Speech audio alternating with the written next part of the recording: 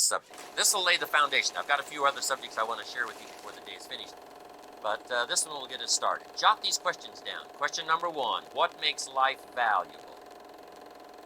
Interesting philosophical question. What makes life valuable, human life? Now that we find ourselves on this spinning planet, a chance to live a human life, what would make it valuable? Second question, what makes life worthwhile? Third question, what makes life work well? Good practical question. Now, under work well, we could put, spiritually, socially, personally, economically, physically. There's a lot of different aspects to making life work well. But that'll suffice, because those questions, I think, are very vitally important. What makes life worthwhile? What makes it valuable? What makes it work well? And all the aspects. If your life doesn't work well in some aspects, what would you fix? And I've got some good answers on that. There's usually about a half a dozen things that makes 80% of the difference. That's the formula. There's usually about a half a dozen things that makes 80% of the difference. Now, what's interesting about this formula is it's not exactly half dozen, and it's not exactly 80%. This is just sort of a unique way to say it. Here's another way we might say it. Keep looking, whatever the project is. Keep looking for the few things that makes the most difference. Boil it down to the most important components that'll take care of most of it. And I think if you look through a lot of major subjects, you'll come to the same conclusion. To be good in sales, there's about a half a dozen major things to practice that'll give you an 80% chance of really being good in sales. For a management career, there's about a half a dozen things. For a good marriage, there's about a half a dozen things. For good health, there's not 1,000 things you have to work on. There's not 500 things you have to do every day. About a half a dozen will take care of most of it. Now, what was exciting about this formula when Mr. Show first shared it with me was, if there's only a half a dozen things, I could learn it. I mean, if there's 500 things, probably left me out. I only went to 1 year of college, halfway through my second year. So if it's going to take a lot of education, it's probably going to leave me out. But when he said, no, there's about a half a dozen things that'll take care of most of it, whatever the project is. I said, then if it's a half a dozen, I can learn it. So here's what I found out. Life change really is very simple. It's really very easy. For financial independence, there's about half a dozen things. No one, especially in this country, needs to go without financial independence, because it's not that difficult to master. There's not 1,000 things to learn. You don't have to go through all of the technology over a lifetime. Just a few things, major things, that'll take care of most of it, and you've got it made. When I have a chance to share with my teenage friends, by the way, I've got a new book coming out, hopefully this year, if we can get it done this year, for my teenage friends, and I think the title is going to be, Of Course Kids Should Pay Taxes. It's gonna be a good book. You'll enjoy it. And in boiling things down for my teenage friends, that's what they're interested in knowing. Can I do it? Can someone like me master it? And the answer is always yes. I tell them I got rich by the time I was 31. I was a millionaire by the time I was 31. My teacher taught me well that 6 years. From being broke at age 25 to being rich at age 31. And kids say, wow, how did you do that? Here's the best news I give them. It was easy. Best news they've heard for a long time. Here's somebody talking to you that got rich by age 31, and he says it was easy. 3 major reasons why I got rich by the time I was 31. Let me give you those. Number 1, I lived in America. I mean, that takes care of most of it. A democracy, a place of freedom. Everybody wants to come to America because it's easy. People haven't plotted and schemed for 40 years saying if I could just get to Poland, everything would be okay. No, everybody wants to come here. Neil Diamond sings, looks like everybody's coming to America. Right? They're not building rafts to get to Cuba. Everybody's trying to get to America. They're not squeezing through the fence to get into Mexico. right? Everybody wants to come to America because this is it, right? It's easy here. Live in a country of freedom, a country where you can read every book you want to read, attend every class you want to attend, try everything you want to try. This is it. America. America's easy. But for some teenagers that haven't heard that story before, take it to them. America is easy. Bangladesh would be hard. The average yearly income in Bangladesh is $100. That's hard. America, easy. You got it. Cambodia would be hard. The Khmer Rouge killed 2 million Cambodians, so that the 5 million that were left would do the deed. That's hard. America, easy. You got it all. In about 90 days, you can have that memorized.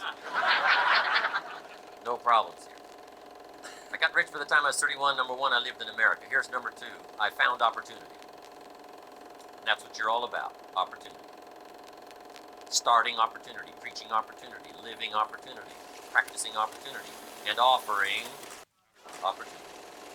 How much opportunity is there in America? It's unprecedented. Opportunity beyond the wildest imagination of most people who live everywhere else in the world. I found opportunity. Now here's number three. I found a teacher willing to teach me.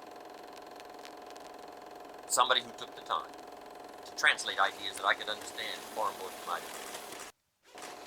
And that's how I did it. Those three basic reasons. Lived in a democracy of freedom, found opportunity, found a teacher willing to teach me. And I was rich by 31. Now someone says, well, Mr. Rohn, if it was so easy to get rich by age 31, how come everybody else around you during that same period of time, how come they didn't get rich? Here's why. It's easy not to.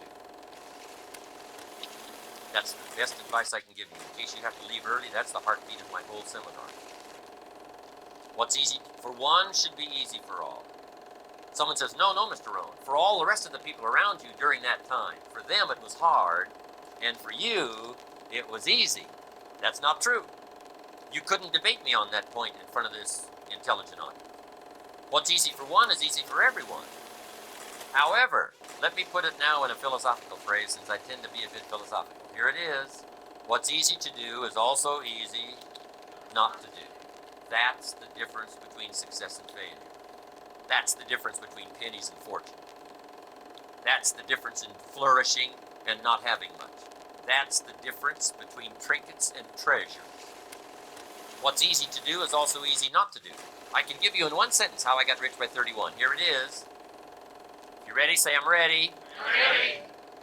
Here it is. I did not neglect. Now you've got to underline that. I did not neglect to do the easy things that I could do every day for 6 years. Now once you've got that, you've got the heartbeat for life change. Underline, did not neglect. Major reason why people don't have it all. Neglect. How else would you describe it? Especially living in a country like this. And here's the problem with neglect for your notes. It starts as an infection. And if you don't take care of it, it becomes a disease. Indulge in neglect long enough and it'll have you by the throat. Shutting off air supply, shutting off opportunity. Neglect is a disaster. Now here's the further compounding of the disaster. One neglect usually leads to another. Neglect to do wise things with your money, then you'll neglect probably to do wise things with your health. Neglect to do wise things with your health, you'll probably neglect to do wise things with your friendships. Neglect to do wise things with your time.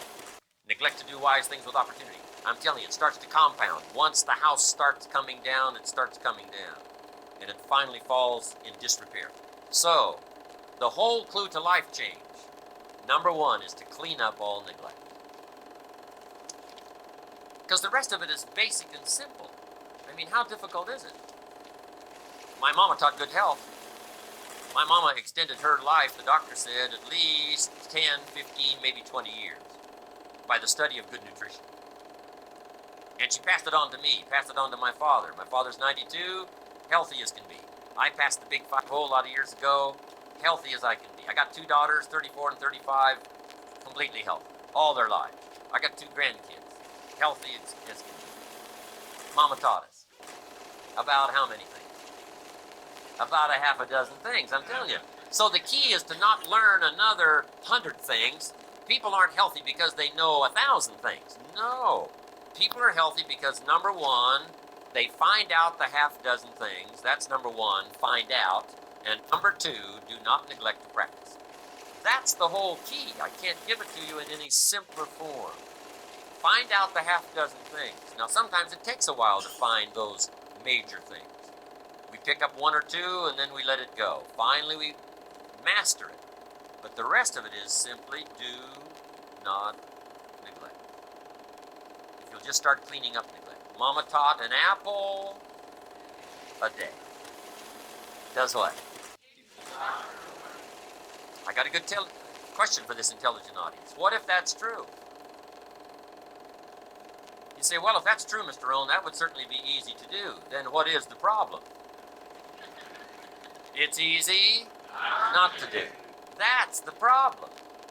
The problem is not lack of information. The problem is simply we don't do the information that's been handed to us. Simple stuff.